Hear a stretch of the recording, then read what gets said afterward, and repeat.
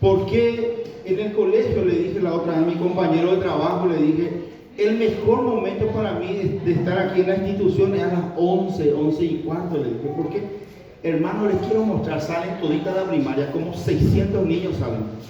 La cancha está todo lleno, vos escuchabas anuncios, sonrisas, juegos, los profesores miran, nomás toditos están ahí mirando y se le da el receso a los chicos. Yo siempre le digo y el viernes le dije al pastor también, ahí al capellán, el mejor momento para mí acá en la institución, pastor, es en el receso de los chicos. Y miren que hay más trabajo, porque yo estoy en el área de seguridad interna, tengo que estar, ahí veo que chicos que se caen, yo ahora me tengo que ir a ver chicos que juegan con el pie descalzo, tengo que pedirle que pongan el champión porque se pueden lastimar. Es el momento que más trabajo hay, pero es el momento más hermoso. Y hoy dijo la hermana, que si no hay ese barullo aquí en la iglesia, estamos en deuda y hay que trabajar. Así que hermanos, disfrutemos de esta bendición de que los niños estén viniendo al Señor. Muy bien, ese es uno. Segundo, nuestro hermano Fernando y nuestra hermana Shirley son misioneros que fueron enviados, en el caso de Fernando, por la iglesia de Villaliza a Yagualetecora. En el caso de nuestra hermana Shirley, ella fue enviada por su iglesia. Si me puede ayudar, por favor, hermana, a la ciudad donde está tu Chicago. Ahí está la iglesia que le envió a la hermana Shirley en el interior del Paraguay. Y ahí el Señor obró para que ellos se conozcan, se enamoren, se casen y hoy estén juntos trabajando. Ahora Shirley, a partir de que se casó con Fernando, también ya fue recibida como miembro oficial de nuestra iglesia. Es decir, nosotros desde aquí, desde la iglesia local, tenemos el gran privilegio y el compromiso de velar por nuestros hermanos en todas las áreas, ¿sí? Entre ellas también en lo económico. Entonces, la razón de ser de la iglesia del Señor aquí, sabemos que es glorificar al Padre, pero hermanos, también el Señor nos dio claramente cuál era nuestra función aquí, es predicar el Evangelio, evangelizar. Y dice Romanos capítulo 10 que las personas necesitan oír para creer. ¿Cómo creerán? ¿O cómo oirán si nadie les predica? ¿Y cómo predicarán si nadie les envía? Para eso está la iglesia local, para enviar. Y el próximo domingo la iglesia va a ir con los niños, miren, con los niños. Van a ir a predicar el Evangelio acá en el barrio. Van a entregar folletos y también sé que van a estar aprovechando para invitar, mejor para chequear un poco qué cantidad de niños tenemos en el barrio para luego hacer una invitación especial para cada uno de ellos para el día del niño que se va a hacer el 24 de agosto. Bueno, nuestro tema, hermanos, el tema que estamos desarrollando es vida cristiana. Vida cristiana. Y dentro de la vida cristiana estuvimos viendo que es necesario tener una disciplina espiritual. Estamos en el tema disciplina espiritual necesaria para que nosotros podamos crecer espiritualmente en nuestra vida, fortalecernos. Estuvimos el último domingo que compartí viendo que la disciplina espiritual lo dividimos en dos. El primero, y que vimos todo ya, es la disciplina de evitación o la disciplina de abstinencia. Habíamos visto que muchas veces es importante abstenernos de estar en un grupo de personas, apartarnos como lo hacía el Señor Jesucristo, estar a solas con Dios, tratando de desarrollar una relación íntima con Dios. Eso también es necesario. Recuerden que Jesús lo hacía, dice, se apartaba en lugares desiertos y allí, dice, se encontraba con su Padre. Y eso que había mucho trabajo allí. María y Marta, ¿se acuerdan que María dejó de hacer todo lo que estaba haciendo, se puso a los pies del Señor Jesucristo? Y Marta, afanada y turbada, se queja de su hermana, y Jesús dice, María eligió la mejor parte.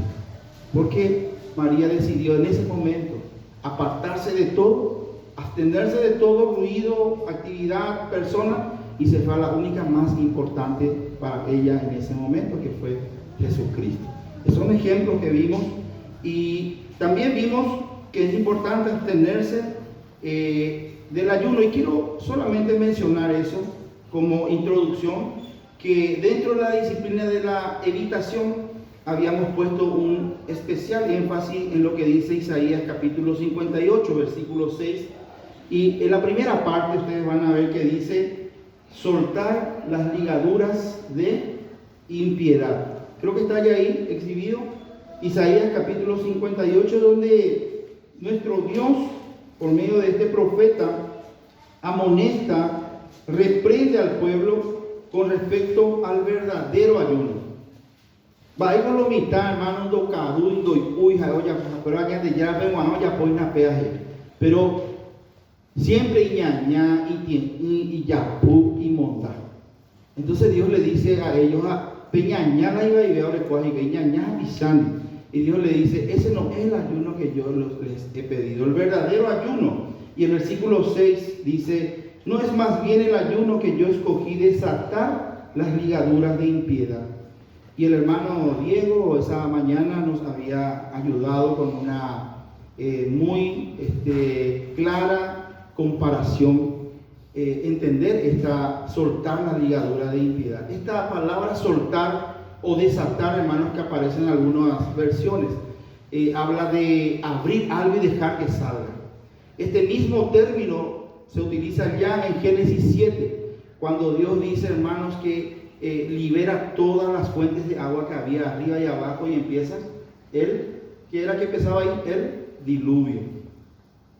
Abrió y salió todo. Y eso es lo que aquí, esa es la idea que da esta palabra desatar o dice aquí el versículo 6, desatar las ligaduras es liberar toda maldad, todo mal. Cuando dice aquí impiedad, la palabra impiedad también está hablando de lo falso, de lo malo, de lo que hace malo. Y el hermano habló de cómo cuando nos vamos a un médico y tenemos el triglicérido alto, la presión alta, tenemos la glicemia, el azúcar en la sangre alta, entonces el doctor empieza a decirnos de humo a mapea, de humo a mapea, vas a regular esto, vas a comer menos esto, tomar menos esto, ¿verdad? Empieza a indicarnos que tenemos que evitar o abstenernos de ciertas cosas que están afectando nuestra salud. Más o menos así el hermano nos indicó y a mí me ayudó muchísimo a entender mejor. Hermanos, así mismo también hay cosas en nuestra vida cristiana que nos están enfermando, que nos está enfermando espiritualmente.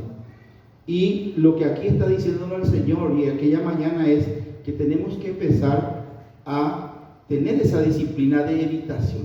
El hermano mencionó, por ejemplo, el TikTok, el Facebook, todo lo que tenga que ver con la tecnología, la tele. Para algunos tal vez será el dinero, para otros será, pero que podamos examinar nuestras vidas y ver por dónde está subiendo el enemigo para atacarnos, o cuáles son las cosas que de nuestro propio corazón está subiendo y está enfermándonos espiritualmente. Puede ser la pereza. Dale SD, ya te dale SD, da ahora CD. Son cosas, y la pereza es el problema. Pero lo cierto y lo concreto es que nosotros podamos abstenernos verdaderamente de aquello que nos está perjudicando espiritualmente, nos está debilitando espiritualmente, nos está alejando de nuestro Dios.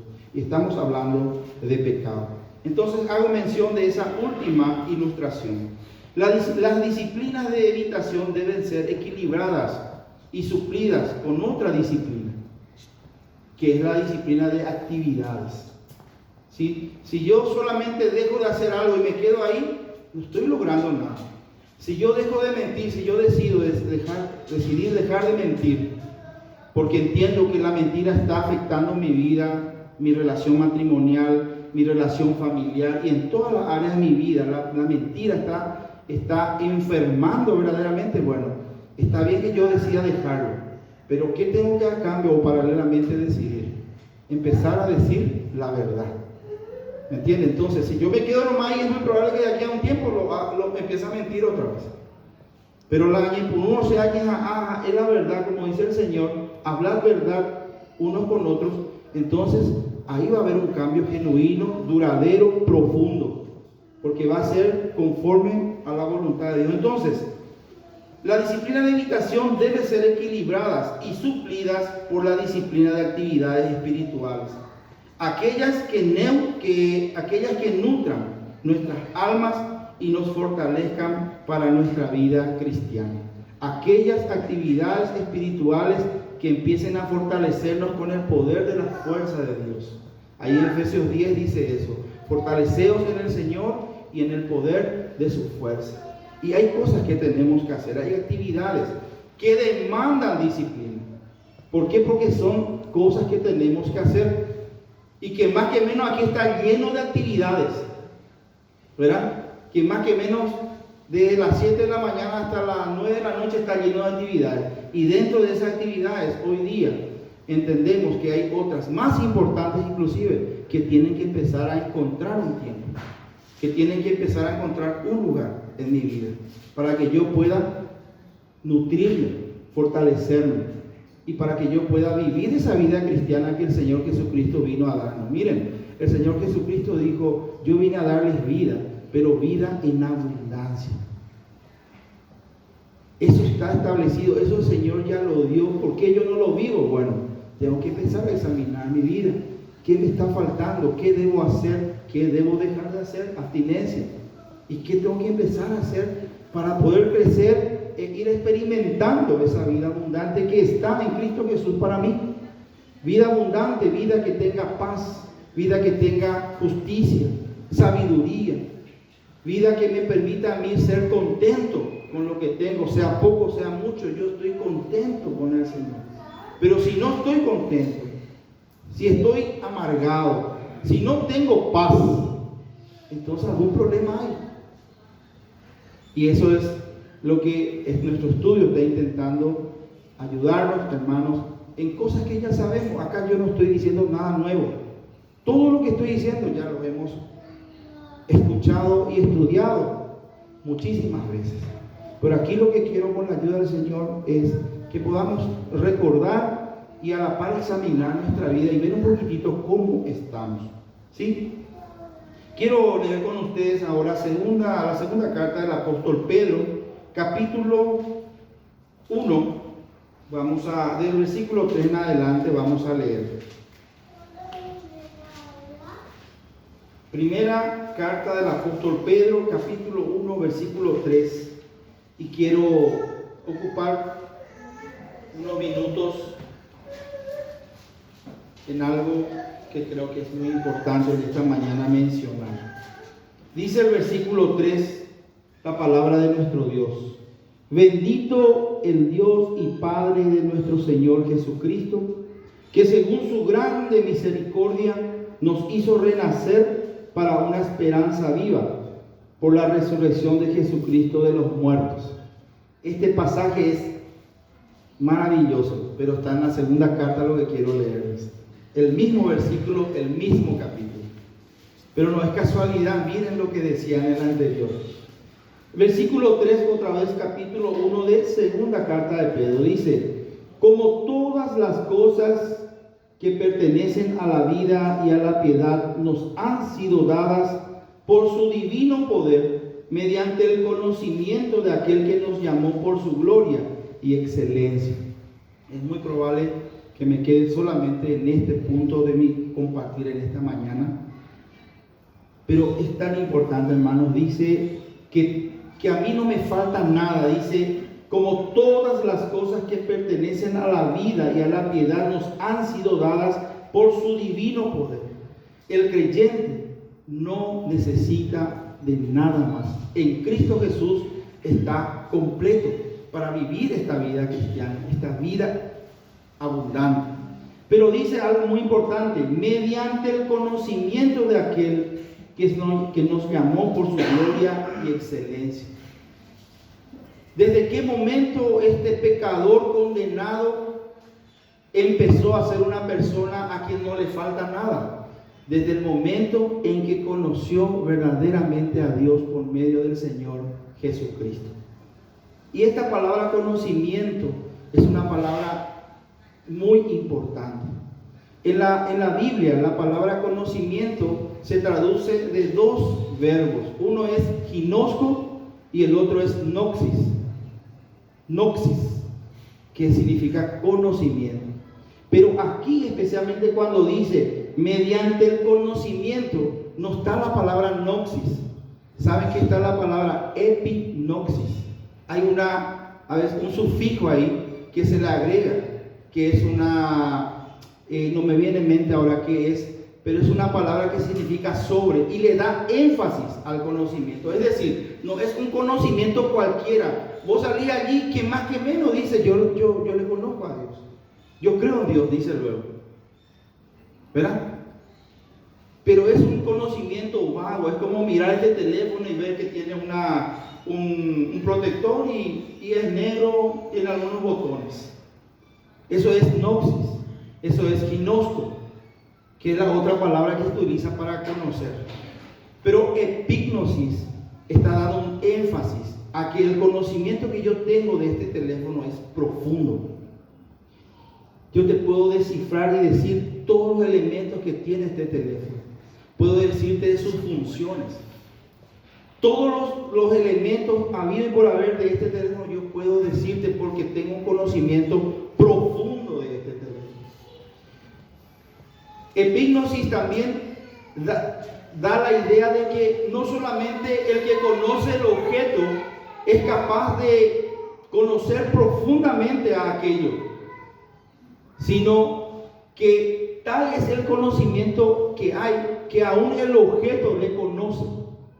Y en el caso de nuestro Dios, que dice en quien nosotros por medio del conocimiento hemos sido bendecidos con toda bendición espiritual, es muy importante.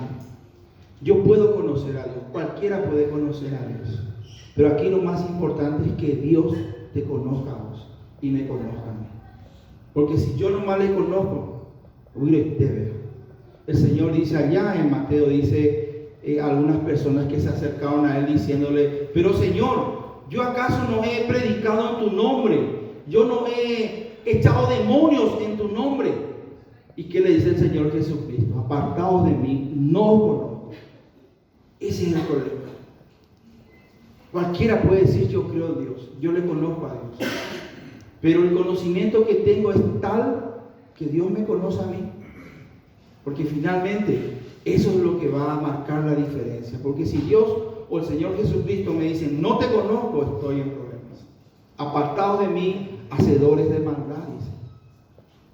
Es decir, yo puedo venir a la iglesia todos los domingos, dar mi diezmo, bautizarme, salir a predicar con ustedes y hacerlo nada más porque le conozco de una manera y conozco que esa es la voluntad de Dios, pero no le conozco profundamente a Dios, como dije recién, de esa manera tal que Dios mismo me conoce a mí.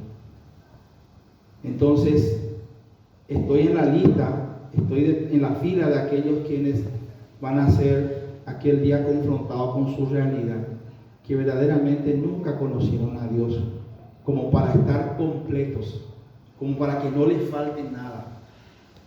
Porque eso es lo que dice aquí, que nosotros, dice, como todas las cosas que pertenecen a la vida y a la piedad, nos han sido dadas por su divino poder, mediante el conocimiento de aquel que nos llamó por su gloria y excelencia. Y en este conocimiento, sí o sí, entra la fe, porque sin fe es imposible agradarle a Dios. En este conocimiento hay un acercamiento de Dios al hombre que está en tinieblas. Pero el hombre que está en tinieblas, por fe, tiene que decidir dejar las tinieblas y venir a la luz. Porque desde las tinieblas, nomás que yo le conozca al Señor, no tiene efecto en mí. Si yo por medio de la fe recibo a Jesucristo en mi corazón como Salvador y Señor, y empiezo a crecer en ese conocimiento del verdadero Dios, del Dios de la Biblia, y por ello y para ello tuve que tomar la decisión de dejar las tinieblas para poder venir a la luz, entonces estoy dentro de ese conocimiento que sí hace que yo esté completo en Él. Y ese es el engaño que hoy está siendo muy común. Hay mucha gente, me incluyo, puedo ser yo mismo, que estoy creyendo que soy salvo, porque vengo a la iglesia o porque me bauticé, y ninguna de esas cosas salva. Lo que realmente hace que el hombre pecador condenado, separado de su Dios, sea salvo, es aquella fe que hace posible de que la persona le reciba a Cristo en su corazón como Señor y Salvador de su vida y se entregue por completo al Señor, como fruto del entendimiento que tiene de que sin Cristo está vacío, sin Cristo está perdido, sin Cristo está condenado, pero con Cristo está completo, con Cristo no le falta nada. Tiene lo necesario para empezar a experimentar esa vida abundante. Por eso le pregunté al hermano Fernando todavía esa prudencia que tiene, porque don Antonio tiene que entender. El arrepentimiento tiene que pasar por nuestra mente. Yo tengo que entender que estoy mal. Tengo que entender de que mi fin es malo, muy malo. Tengo que entender de que estoy condenado y que la única forma de que yo salga de ese estado de condenación es aceptando que estoy condenado, dándole la razón a Dios de que Él dice de que estoy condenado. Y ahí me doy vuelta, queriendo alejarme del pecado, ir hacia Dios, y encuentro un problema. Soy esclavo del pecado, no puedo ir por mis fuerzas. Hacia amamos ni catú, entendemos la imaginada hacia cuál. Entendemos que mi fin es malo, pero no tengo la fuerza para ir hacia Dios, para salir de ese estado por mis propios medios. Entonces ahí entra la fe en la persona y en la obra del Señor Jesucristo. Lo recibo y Él obra en mí la verdadera libertad. ¿Se acuerdan lo que dijo Él? Si el Hijo os libertare, seréis verdaderamente libres. Tomás le dice: Señor, muéstranos al Padre. Pero Tomás, ¿cuánto tiempo estás conmigo? Y me pedís eso. El que me ve a mí, ve al Padre. La única manera de conocerle, epignosis, de conocerle profundamente a Dios, al punto de que Él mismo te conozca, hermanos, es solamente por medio del Señor Jesucristo. Él es el único, el Cordero de Dios que vino para quitar tus pecados y mis pecados, que es lo que me separa de mi Creador. Reconciliarme con Él y empezar yo, con la fuerza del Señor, a caminar en esta vida cristiana. Sin Cristo, sin esta gracia, imposible es. Para todos, aún para el cristiano, crecer en su vida cristiana. Entonces, creo que ocupé todo el tiempo que tenía en esto, porque creo que es muy importante. Para mí, que yo creo ser cristiano, que yo creo ser un hijo de Dios, que pueda examinarme un poco, hermano, a ver si estoy verdaderamente en la fe. Esa fe que me permite conocer a Dios verdaderamente al punto de que Él mismo me conozca. Y eso aquí en mi corazón tiene que, hermanos, dar testimonio. El Espíritu de Dios tiene que dar testimonio a mi espíritu de que yo soy un hijo de Dios, de que Dios me conoce verdaderamente. Entre millones y millones de personas un día me va a decir: Antolín, venía a mí. Siervo, venía a mí. Hijo, venía a mí. Qué triste, hermanos, que yo le pueda reconocer a Dios en medio de tanta gente, porque todo el mundo puede conocer a Dios. Van a ver cuando Él venga, porque Él va a venir, hermano, de una manera singular, extraordinaria. Un rayo va a partir de norte a sur, algo así. Va a haber un terremoto, su pie va a posar en un lugar de la tierra. Todo el mundo va a saber que está viniendo el Rey de Reyes, que está viniendo el Dios creador del universo, que está viniendo para muchos el Salvador, pero para muchos va a venir aquel juez que va a venir sencillamente ya a transmitirle, a comunicarle su condenación eterna. Miren que todos conoceremos al Señor, pero la diferencia lo va a marcar que Él te conozca. Mi pregunta para mí en esta mañana y para vos es: ¿realmente conoces a Dios? ¿Realmente podés decir que Dios es un conocido tuyo y a la vez vos le conoces? Es un conocido tuyo y a la vez Él te conoce. Porque eso, querido hermano, es lo único que puede darte y darnos la seguridad de que un día vamos a estar con el Señor. ¿Sí? Entonces, ustedes pueden verificar estas palabras allí a ver si me acuerdo, primera carta a los Corintios, Ay, si podemos abrir un poco. Primera carta de los Corintios. Ojalá lo encuentren porque se me está borrando un poquitito. A ver si era. Sí. Capítulo. En el versículo 12 aparecen estos dos conceptos que mencioné. En este caso aparece en un lado ginosco, que es un conocimiento, y el otro es epignosco, que es también, si recuerden, dije la otra forma de que Pablo en este caso lo escribía en cuanto a conocer. Y dice el versículo 2, escuchen: ahora vemos por espejo oscuramente, mas entonces veremos cara a cara. Ahora conozco, y aquí aparece la palabra nosco nomás, G-N-O-S-K-O, nosco. Dice, ahora conozco.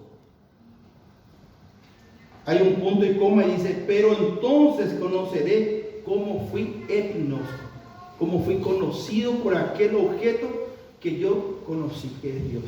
Aquel día, hermanos, vamos a darnos cuenta que verdaderamente el que nos conoció a nosotros fue Él. Así como dice en la carta de Juan, le amamos a Él porque Él nos amó primero. Le conocemos a Él porque Él ya nos conoció y nos conoce. Y que finalmente es lo más importante.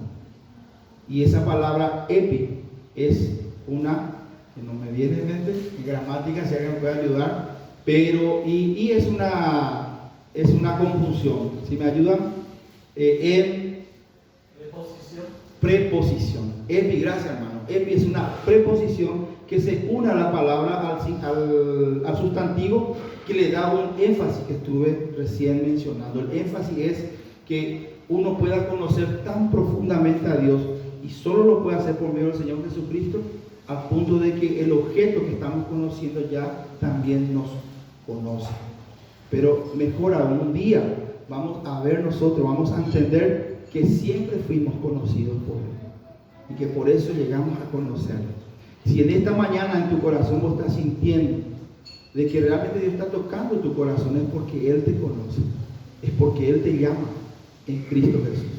Y lo único que nosotros tenemos que hacer es, por medio de la fe, creer. Pero no solamente creer como aquel gnosis, como aquel conocimiento que todo el mundo sabe, sino realmente recibirle a Cristo, entregarme por completo a Él, 100%, porque 90 ni 99% no vale. Cristo se dio todo por vos y por mí, y Él no espera menos de mí, Él espera todo. Entonces, para que realmente haya en mí ese milagro de la salvación, del perdón de los pecados, del nuevo nacimiento, hermanos, amigos, tiene que haber de parte de mí una decisión de fe, de entregarme por completo al Señor Jesucristo. Y puedo decirle con todas las letras: te recibo, Jesús, como mi Señor y mi Salvador. Amén. Vamos a tener que seguir la próxima. Si quieren saber qué quedó aquí, no falta. Vamos a ponernos de pie.